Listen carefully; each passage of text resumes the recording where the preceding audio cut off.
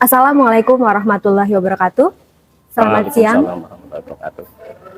Selamat siang, berjumpa kembali dengan kami dalam podcast Orbit MGMP IPA SMP Kabupaten Purbalingga. Kali ini telah hadir bersama kami narasumber hebat, yaitu Bapak Elvi Tridiana SPD, Guru SMP Negeri 1 Bojongsari. Selamat siang Bapak Elvi. Selamat siang Bu Prima.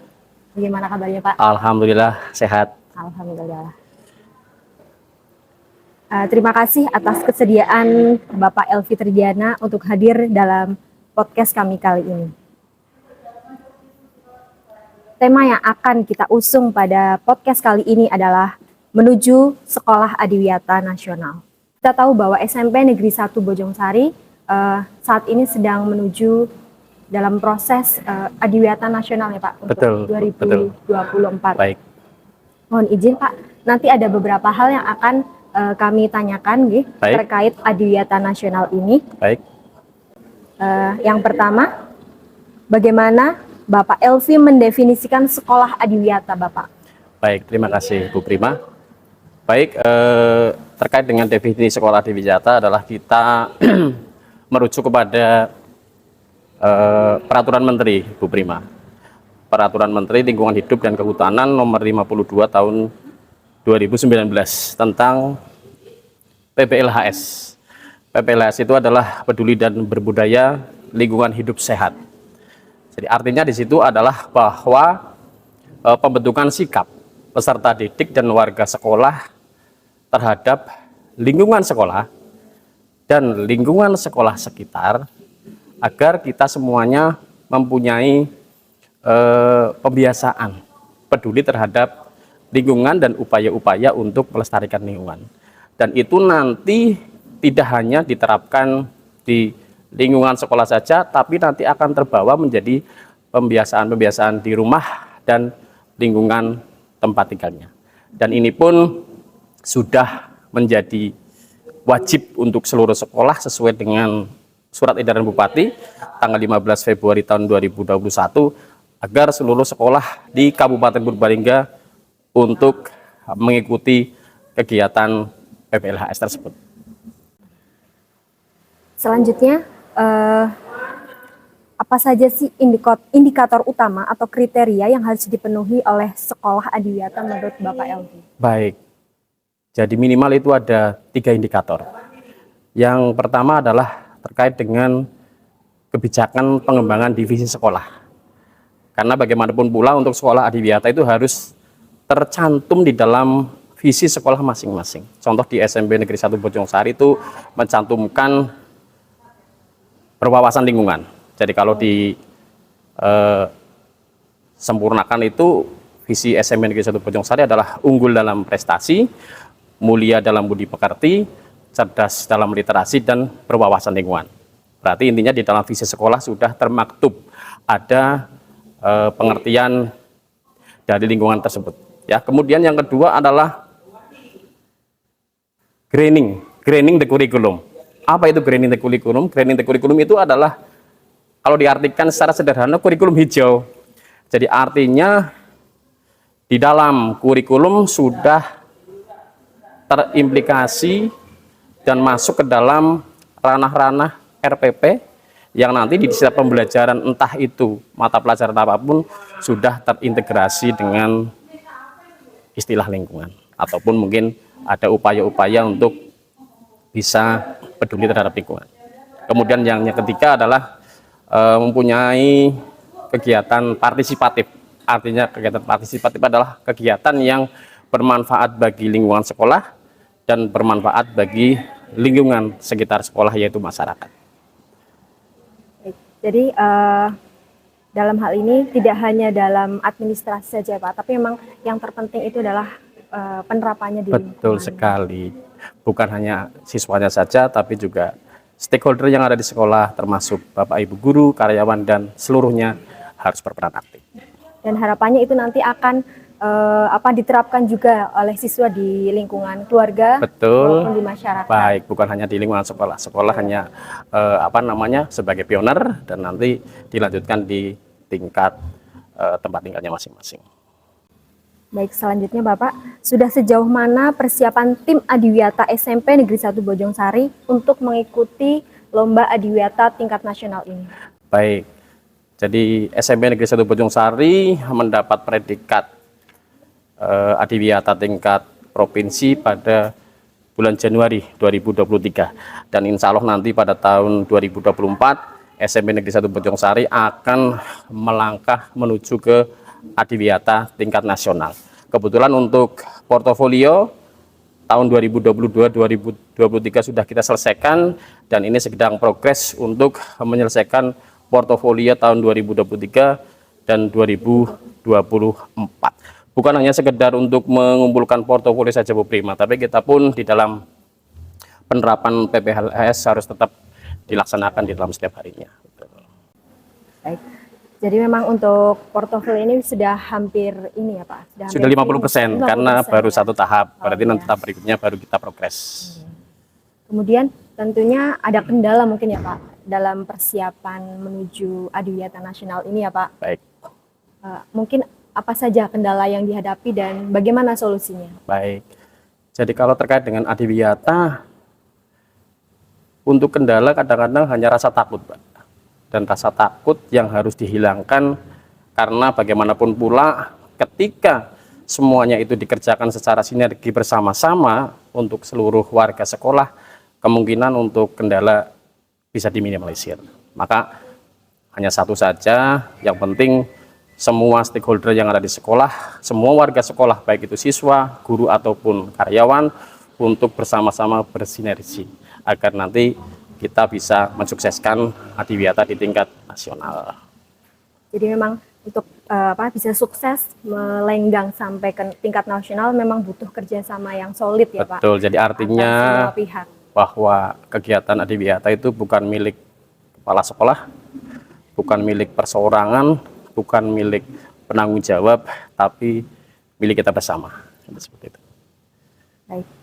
Selanjutnya Pak, setelah lolos di Adiwiyata tingkat provinsi ini, tentunya ada inovasi baru ya Pak yang dilaksanakan di SMP Negeri 1 Bojongsari untuk mempersiapkan menuju ke Adiwiyata tingkat nasional. Baik, permasalahan di lingkungan yang paling utama itu adalah sampah, terutama sampah plastik. Maka ada beberapa inovasi yang sudah dilakukan oleh SMP Negeri 1 Bojongsari. Minimal ada 5 inovasi yang sudah dilaksanakan, Pak. Untuk yang pertama itu adalah kupetik apel.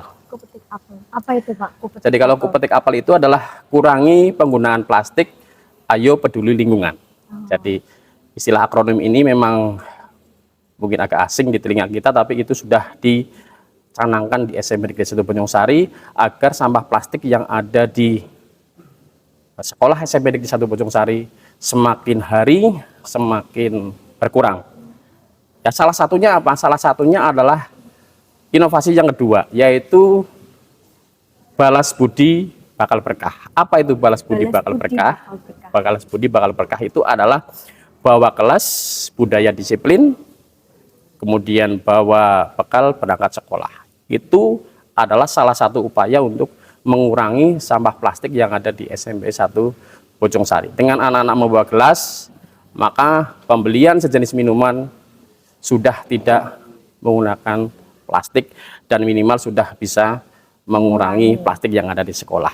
Itu inovasi yang kedua. Kemudian inovasi yang ketiga adalah saber sisri. Saber sisri itu adalah sarapan bersama siswa Sepensari.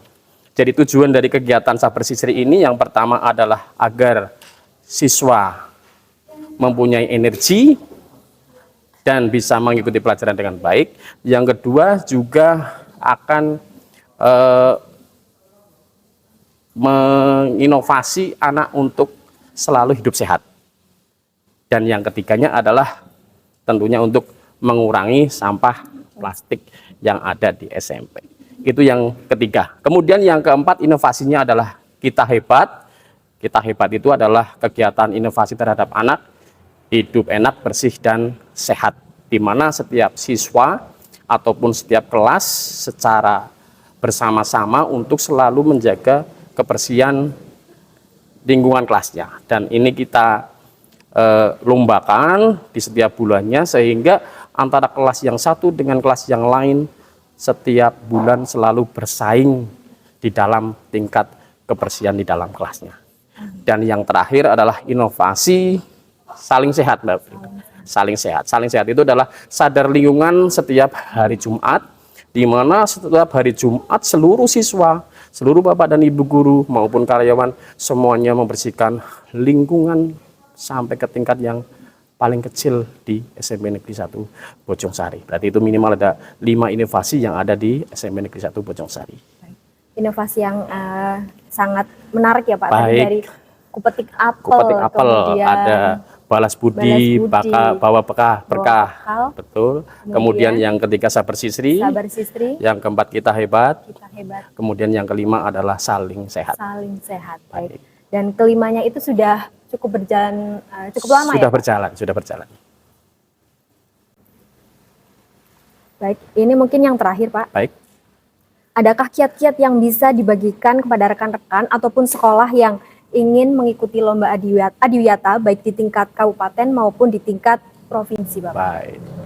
Bagi sekolah yang sudah mencapai sekolah adiwiyata kabupaten, sekolah adiwiyata provinsi, sekolah adiwiyata nasional, sekolah adiwiyata mandiri, saya sampaikan selamat dan sukses. Namun tidak berkecil hati bagi sekolah-sekolah yang lain.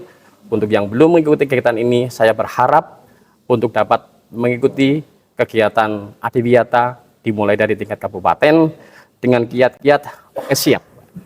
Jadi ketika diperintahkan oleh kepala sekolah ataupun dinas lingkungan hidup untuk mengikuti adiwiyata, kita langsung mengatakan oke siap. Apa itu artinya, Mbak?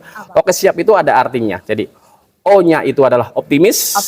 Artinya apa? Jadi kita itu kadang-kadang yang pertama diragukan dengan rasa takut, ya. Padahal ketika kita optimis, maka pekerjaan seberat apapun akan bisa diselesaikan dengan baik.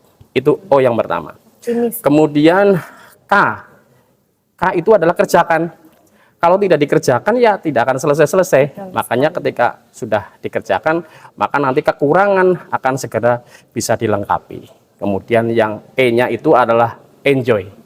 Baik, enjoy itu artinya dikerjakan dengan rasa senang. Ketika dikerjakan dengan rasa senang, maka kesulitan apapun yang terjadi nanti akan bisa terselesaikan dengan baik pula. Itu oke. Kemudian siapnya itu S-nya adalah sinergi.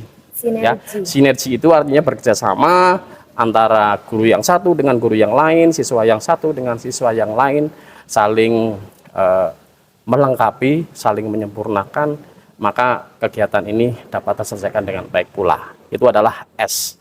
Kemudian I-nya itu adalah istiqomah. Jadi istiqomah itu artinya tidak putus asa. Ketika sudah di tengah jalan dilaksanakan, nanti malah justru mengendor. Itu jangan sampai terjadi seperti itu. Maka istiqomah dengan harapan kembali ke sinergi. Ketika terjadi masalah-masalah yang ada, maka bisa diselesaikan secara bersama-sama. Kemudian yang berikutnya adalah kalimat A itu amanah. Amanah itu artinya dapat dipercaya. Jadi ketika seseorang diberikan amanah untuk mengerjakan sesuatu, ya silahkan dikerjakan dengan sebaik-baiknya. Dan kemudian yang terakhir itu adalah P. P itu adalah peduli. Baik, peduli itu adalah ringan tangan. Jadi ketika kita ternyata diperintah oleh seseorang untuk melengkapi salah satu, maka kita harus dapat membantu dengan tangan terbuka. Jangan sampai kita punya sikap acuh tak acuh. Jadi itu kiatnya saja, sederhana, yaitu kalau kita mendapatkan tugas tentang adiwiyata, maka kita langsung menjawab oke, siap. Baik, O-nya adalah optimis, K-nya kerjakan, kemudian E-nya adalah enjoy, siapnya S-nya itu adalah sinergi, kemudian I-nya adalah istiqomah, kemudian A-nya adalah amanah, dan P adalah peduli. Begitu, baik. Bu Prima. Terima kasih Pak Elvi. Terima kasih sudah berbagi ilmu ya pada kami. Semoga sedikit obrolan kita yang kita bicarakan ini bisa bermanfaat dan bisa menginspirasi rekan-rekan lainnya. Baik. Terima kasih pada Bapak Elvi yang sudah bersedia hadir pada podcast kali ini. Dan kami ucapkan selamat dan sukses bagi sekolah yang sudah lolos Adiwiyata, baik Adiwiyata Kabupaten, Provinsi, Nasional maupun Mandiri. Dan bagi sekolah yang belum mengikuti Adiwiyata, kami doakan untuk tetap semangat dan juga Oke, siap. Baik, Bapak Ibu guru hebat, demikianlah obrolan kami bersama Bapak Elvi Tridiana tentang sekolah Adiwiyata. Semoga bisa bermanfaat dan menginspirasi kita semua. Sekian dari kami. Wassalamualaikum warahmatullahi wabarakatuh.